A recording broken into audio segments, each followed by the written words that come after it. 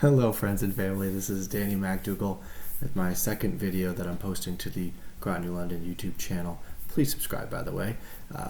But today I wanted to talk about control. It's a challenging topic for me. I love to be in control. Those who know me know how much I like to be in control. I hate not driving myself. I love to be the one to tell everyone else what to do. I even like being the one responsible with explaining why something went wrong or how it failed, because then I get to still be in control. But most of my control comes from a lack of trust in people. Whether warranted or not, it's a lack of trust. And I really was thinking about this week and last week about how God is in control and how I can fight against that sometimes, and it can really not help me. But I've heard it once, and I have never forgotten this phrase or the saying that I heard. It says that God is in control of every second, of every minute, of every day, for all eternity. So any control I may have is allowed by God at that moment. So I wanted to think about how God is in control during this coronavirus epidemic and these moments of isolation and social distancing. And it is horrible to see the pain and the suffering and the things that aren't going well. I mean, that's just not fun, and it's scary to think that we might get sick, or we might lose the loved one.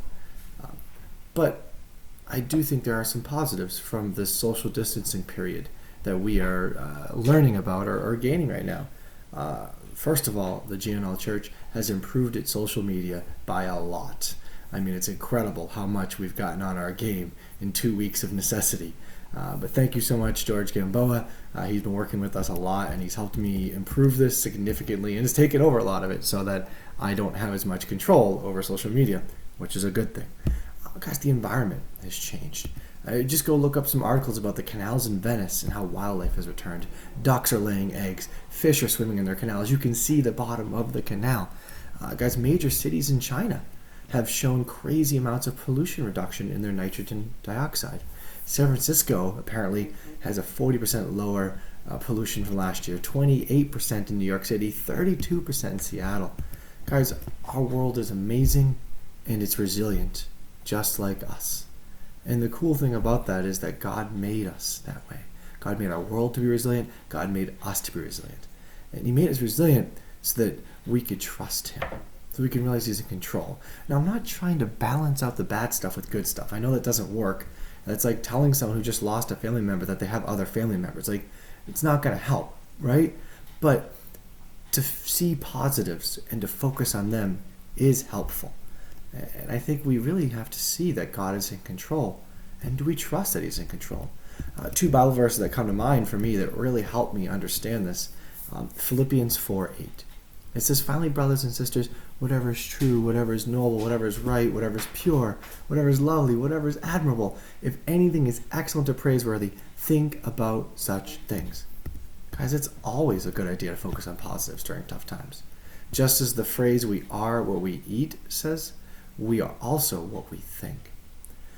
Find true, noble, right, pure, lovely, admirable, excellent, praiseworthy things to think about. Your mind will improve. For me, it's God. I think about God. I think about family. I think about my church. I think about other people being nice to other people. I think about someone seeking God and studying the Bible to really understand what it means to have a relationship with Him. I even think of the tough times that I've made it through. It helps me to realize I will survive, that I am tough, that I have been made by God to be resilient, and that God is in control. The second passage that comes to mind is James 1:2-4. "Consider it great joy, brothers and sisters, whenever you experience various trials, knowing that the testing of your faith produces endurance. But endurance must complete work, so that you may be mature and complete, lacking nothing."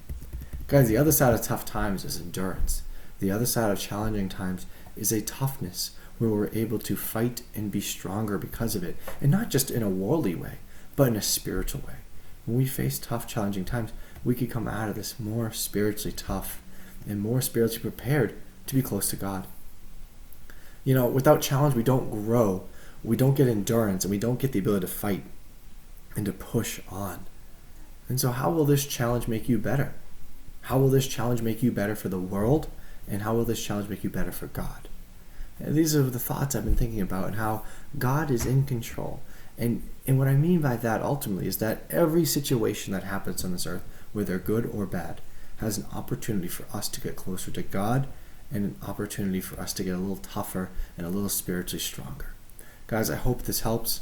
I hope that you can find something positive to focus on. I hope you can get a little toughness to be able to fight harder. Thank you, and have a wonderful day.